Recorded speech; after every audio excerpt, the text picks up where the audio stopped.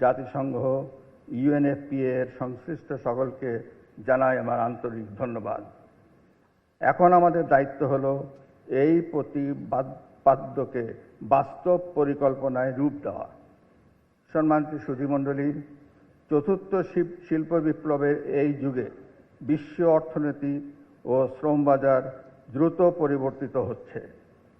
এই পরিবর্তনের সঙ্গে তাল মিলিয়ে আমাদের তরুণদের বিজ্ঞান, প্রযুক্তি, প্রকৌশল, গণিত অর্থাৎ স্টেম, কারিগরি ও বৃত্তিমূলক শিক্ষা, গবেষণা এবং উদ্ভাবনী দক্ষতা সমৃদ্ধ করে তুলতে হবে। একই সঙ্গে সমস্যা সমাধানের সক্ষমতা, সৃজনশীলতা, যোগাযোগ দক্ষতা, নেতৃত্ব, নৈতিকতা এবং কর্মসংস্কৃতির মতো জীবন দক্ষতারও বিকাশ ঘটাতে হবে। শিক্ষা প্রতিষ্ঠান, শিল্প খাত এবং শ্রম বাজারের মধ্যে কার্যকর সমন্বয় গড়ে তুলতে এমন শিক্ষা নিশ্চিত করতে হবে যা আমাদের তরুণদের দেশীয় ও বৈশ্বিক উভয় শ্রম বাজারের চাহিদা পূরণে সক্ষম করে তুলবে। প্রিয় সুধীবৃন্দ, পরিকল্পিত পরিবার একটি সুস্থ, সমৃদ্ধ ও টেকসই জাতি গঠনের অন্যতম ভিত্তি। বাংলাদেশ পরিবার পরিকল্পনা মাতৃস্বাস্থ্য, শিশু মৃত্যু হ্রাস এবং জনস্বাস্থ্যের বিভিন্ন সূচকে উল্লেখযোগ্য অগ্রগতি অর্জন করেছে। জনসংখ্যা বৃদ্ধির হারও আগের তুলনায় কমেছে। এই অর্জন ধরে রাখতে হলে স্বাস্থ্যসেবার গুণগত মান আরও উন্নত করতে হবে এবং প্রত্যন্ত অঞ্চল সহ সুবিধা বঞ্চিত জনগোষ্ঠীর কাছেও সমানভাবে মানসম্মত স্বাস্থ্য ও পরিবার পরিকল্পনা সেবা পৌঁছে দিতে হবে। আমি আশান্বিত যে বর্তমান যে নেতৃত্ব স্বাস্থ্য ও পরিবার কল্যাণ মন্ত্রণালয়ের যারা আছেন, তারা আগামী দিনে মানুষের চাহিদা অনুযায়ী স্বাস্থ্য সেবা জনগণের দোরগোড়ায় পৌঁছে দিতে পারবেন। কেননা মাত্র 5 মাসের মধ্যে যে সমস্ত উন্নয়ন পরিকল্পনার কথা তারা গ্রহণ করেছেন এবং বাস্তবায়ন করে চলছেন, তাতে আশা করি যে তাদের নেতৃত্বে আরও প্রসারিত হবে এবং স্বাস্থ্যসেবা জনগণের দোরগোড়ায় পৌঁছে যাবে। সম্মানিত উপস্থিতিবৃন্দ, আমাদের সামনেও কয়েকটি গুরুত্বপূর্ণ চ্যালেঞ্জ রয়েছে। প্রথমত, জনসংখ্যা বৃদ্ধির হার কমলেও মোট জনসংখ্যার বিশাল ভিত্তির কারণে প্রতি বছর উল্লেখযোগ্য সংখ্যক শিশু জন্মগ্রহণ করছে। ফলে দেশের মোট জনসংখ্যা এখনও বৃদ্ধি পাচ্ছে।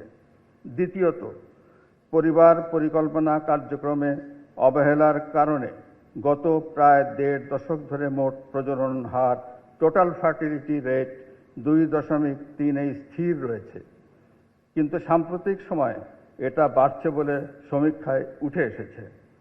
দীর্ঘমেয়াদে জনসংখ্যাকে স্থিতিশীল পর্যায়ে আনতে এ হারকে 2 এর কাছাকাছি নিয়ে আসা এবং তা ধরে রাখা আবশ্যক।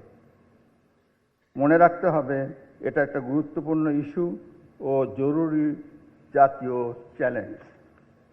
তৃতীয়ত, অশিক্ষিত ও পশ্চাৎপদ পরিবারের জন্মহার তুলনামূলক অনেক বেশি। পরিবার পরিকল্পনা কার্যক্রমকে সেভাবেই ঢেলে সাজাতে হবে। চতুর্থত, বাল্যবিবাহ প্রতিরোধ, বিয়ের গড় বয়স বৃদ্ধি এবং কিশোর কিশোরীদের শিক্ষা ও স্বাস্থ্যসেবা নিশ্চিত করা আমাদের অন্যতম সামাজিক অগ্রাধিকার।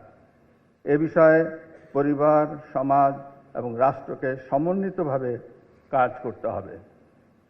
প্রিয় সুধীবৃন্দ, সরকার স্বাস্থ্যকে নাগরিক মৌলিক অধিকার এবং জাতীয় উন্নয়নের অন্যতম ভিত্তি হিসাবে বিবেচনা করে। সবার জন্য স্বাস্থ্য নিশ্চিত করার এই উদ্যোগ সরকার সেজন্যই গ্রহণ করেছে। একই সঙ্গে বিনা চিকিৎসায় কোনো মৃত্যু নয়, এই মানবিক অঙ্গীকার বাস্তবায়নের লক্ষ্যে আধুনিক, কার্যকর ও জনমুখী স্বাস্থ্য ব্যবস্থা গড়ে তোলার কার্যক্রম এগিয়ে চলছে। স্বাস্থ্য, শিক্ষা, পুষ্টি, দক্ষতা উন্নয়ন এবং জনমিতিক লাভ্যাংশের সর্বোত্তম ব্যবহার নিশ্চিত করে জনসংখ্যাকে উৎপাদনশীল মানব সম্পদে রূপান্তরের ক্ষেত্রে সরকারের সুস্পষ্ট অঙ্গীকার রয়েছে। এই জাতীয় লক্ষ্য বাস্তবায়নে সরকারি উদ্যোগের পাশাপাশি বেসরকারি খাত, উন্নয়ন সহযোগী, স্বেচ্ছাসেবী সংগঠন, শিক্ষা প্রতিষ্ঠান, গণমাধ্যম এবং সর্বস্তরের জনগণের সক্রিয় অংশগ্রহণ অপরিহার্য।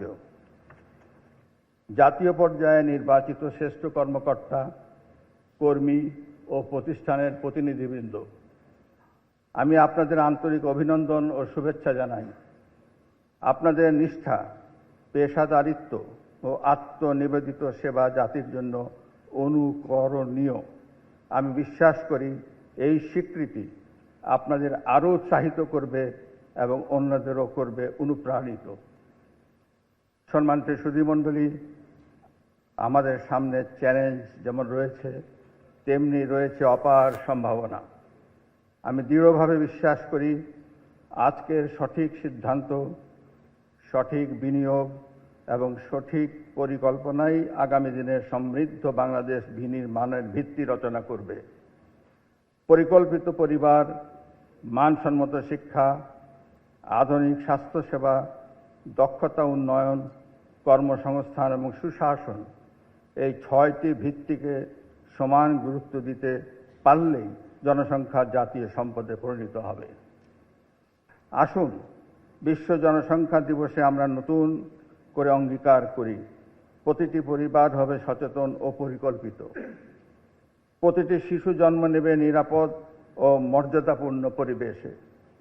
প্রতিটি কিশোর কিশোরী ও তরুণ তরুণী বেড়ে উঠবে শিক্ষা, স্বাস্থ্য, দক্ষতা এবং সম্ভাবনা বিকাশের সমান সুযোগ নিয়ে, এবং প্রতিটি নাগরিক হবেন একটি উন্নত, মানবিক, বৈষম্যহীন ও টেকসই বাংলাদেশ গড়ার অগ্রযাত্রার সক্রিয় অংশীদার। এই প্রত্যাশা ব্যক্ত করে আমি আমার বক্তব্য শেষ করছি। আপনাদের সবাইকে ধন্যবাদ। আল্লাহ হাফেজ।